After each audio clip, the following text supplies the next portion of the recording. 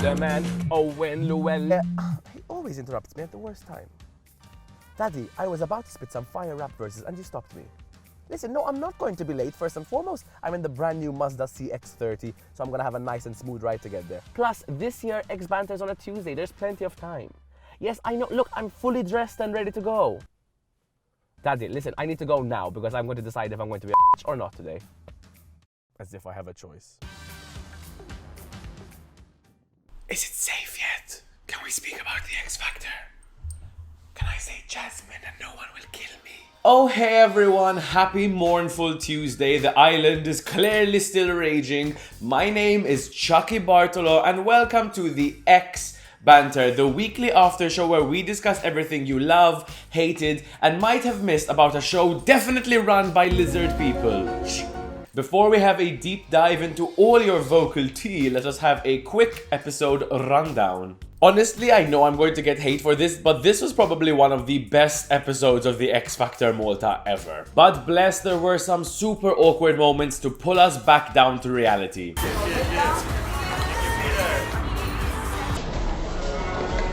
Like, couldn't he have just reshot instead of awkwardly carrying it around as though he didn't miss it? And nothing has made me cringe quite as much as this close-up on the hand moment.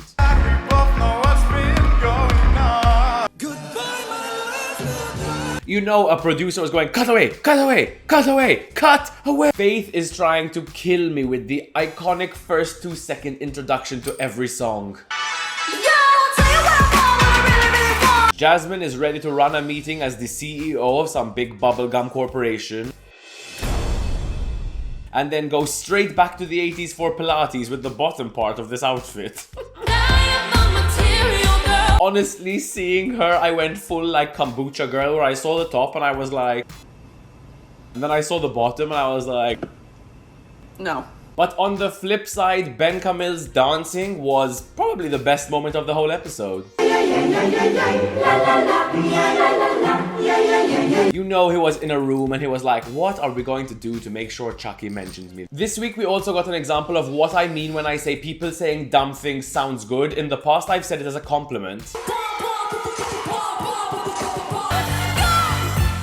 And this week we see how they sound good when compared to people saying dumb things that don't make sense without conviction. Go! Never gonna give. Just awkward. Go! This week we will also be crowdfunding for Ira Losco who needs a spine replacement. Ina ser nibat id-dar sfortunatament u b'qalb with a heavy heart ħanibat il-dar il-David Jr.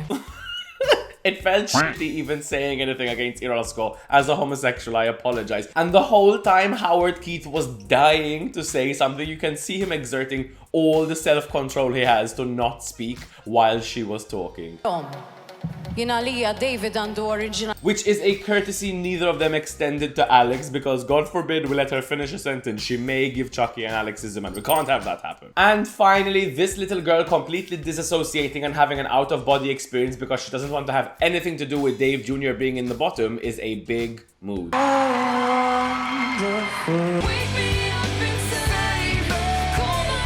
And now let's dive a little bit deeper. First and foremost, I kind of want to have a quick rundown of some power vocal moments we just need to mention. Firstly, Celine, every single time I mention, I don't want you sounding like this, this is what I want you to sound like.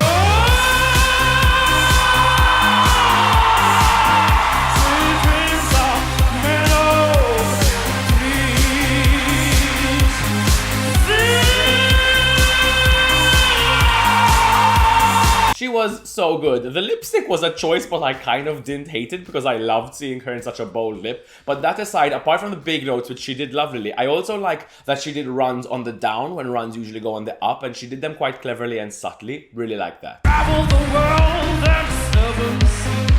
But obviously she wasn't the only one with runs. Our poor Jasmine, who by the way, spoiler alert, got eliminated, had some great runs this week.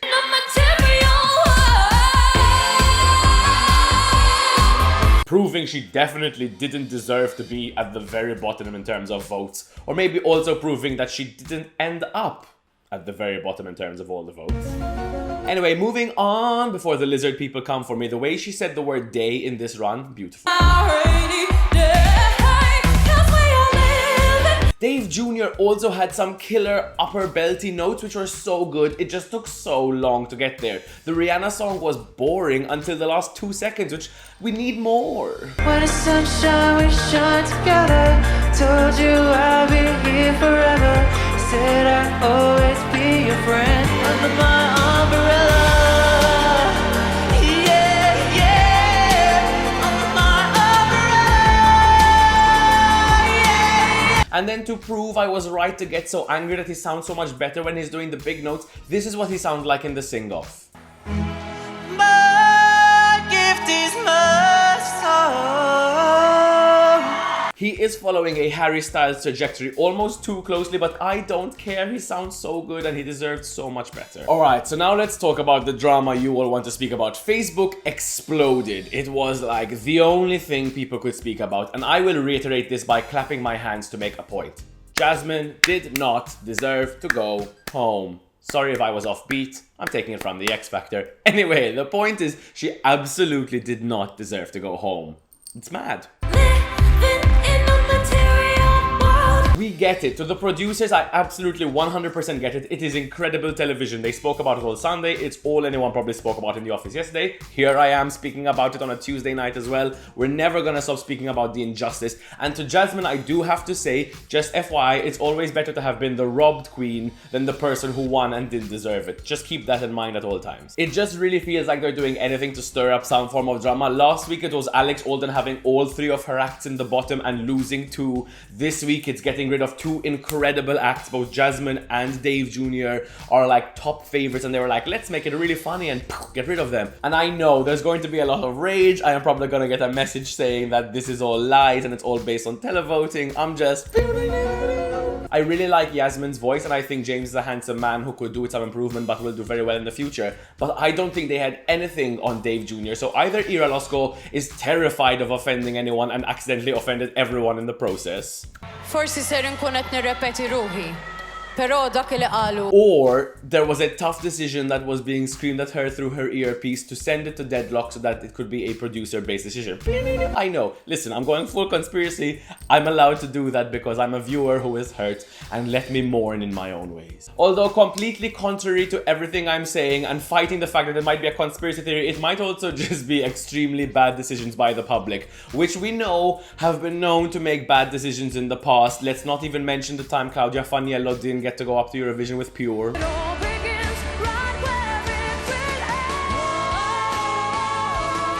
Because we sent this instead.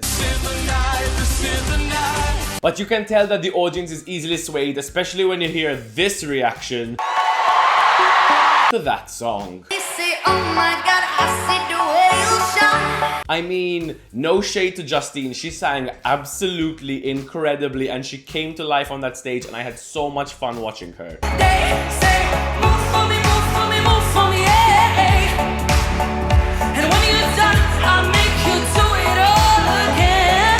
They say, dance for me, dance for me, dance for me, oh, oh, oh, oh, oh, oh. I'll never see anybody do that things you do before. It's so good to see her happy, and she's absolutely born for the stage. But that song, Palma Idol Maltin, Aziz Lil Ba. So I've mentally made a list of people whose concerts I would actually go and listen to if they had a full-blown concert. Justine has now shot to the top because she is just incredible. However, if I was going to pay for a ticket, there were a few adjustments to the staging I would definitely like to make. Like dial it back 17 paces. Why did, like, what? Usma, għandi dragoon, tejtnu sawa dil-ġimma. Mela, tafx namlu, nixtru 4 cocktails kbar, nużaw l-umbrella u tkun isa ċina vera sabiħa tiġi. Ma x'għandax taqsam mad-diska, m'għandix taqsam mad-diska mhux xorta. A problem we see a lot with the X Factor staging, like they will pop dancers everywhere. The dancers themselves are very, very talented, and it's good to see a showcase for that, but not every single song needs 60 people on stage. Continuing to use Justine as an example, if they're gonna make her throw out her back doing one of these while singing, the least they could do is not cover her, because that jerking movement while you're trying to sing, even me speaking is stopping me, let alone. and then you're covered. You throw out your back and then you're covered. Another example is Bloodline. I was watching them and their beautiful staging. The swing and the background was so nice and they sounded so good. We don't have the power, but we never say never. Sitting Then I saw the guitarist and I was like, ooh, a bit much. in a sandpit, life is a short trip. The music's for the sad man. And then it zoomed out and there's like 40 extras from Midsommar just like swaying in the background doing interpretive dance, and it was like, why? Forever young, I want to be forever young. Do you really wanna? That said, Bloodline fuck me up. Oh my god. Forever young, I wanna be forever young. Do you really wanna live forever, forever, forever young? Again, I don't think this is their 100%, but who cares? They're not 100%. It's so stunk. To throw it back a bit, while I was watching the cringe fest that was the intro, I kind of was sad that the songs they were lip syncing to playing over the background were not the songs they were going to be performing, because I need Justine doing Britney Spears in my life. And also, more importantly, I kind of need Destiny to sing Cher.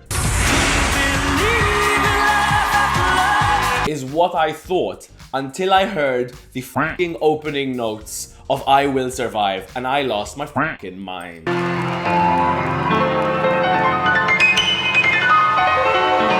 The only valid way to do anything. That and like smashing the volume up button as soon as she sings the opening lines. Because cause. Go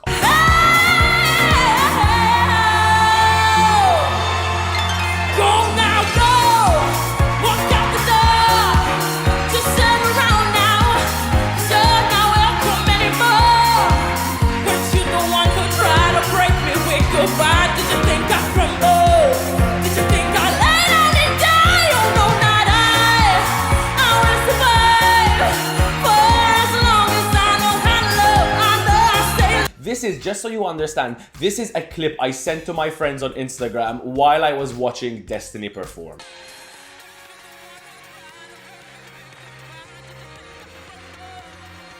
Now, unless you count James needing Yasmin to sing for him to find the correct note as a guilty pleasure, which by the way happens all the time, listen to him singing before her. And then check her out, actually straight up just giving him the note before they sing in the sing-off.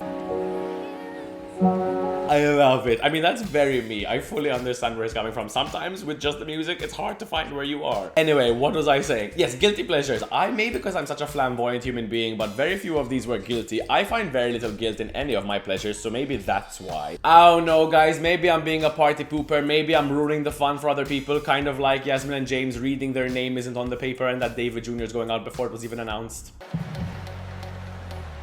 El finalist. You know they were trying to hold it back in. Commiserations to Jasmine and Dave Jr. I can't wait to see what you do in the future. Maybe you should do a song. Oh my god, a sexy like Senorita song. The two of you, after you were eliminated by people who sang Senorita, girl, get on it. My name has been... I lost the armhole on this poncho. My name has been Chucky Bartolo. I hope that your rage for a scripted TV show that's pretending to be a reality show about singing, but let's never forget it's for TV first, has subsided slightly, and you're living a more zen life. It's the only way to go. Everyone is still alive. Everyone still has a singing voice. It's not the end of the world. Let's have a chamomile tea.